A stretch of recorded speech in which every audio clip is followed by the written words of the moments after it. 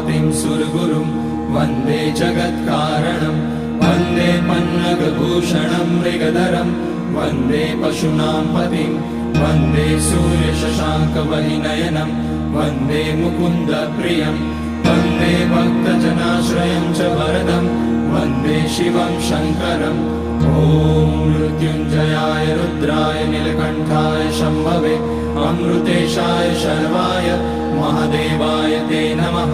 नमस्तेऽस्तु भगवन् विश्वेश्वराय महादेवाय त्र्यम्बकाय त्रिपुरान्तकाय त्रिकाग्निकालाय कालाग्निरुद्राय नीलकण्ठाय मृत्युञ्जयाय सर्वेश्वराय सदाशिवाय श्रीमान् महादेवाय नमः।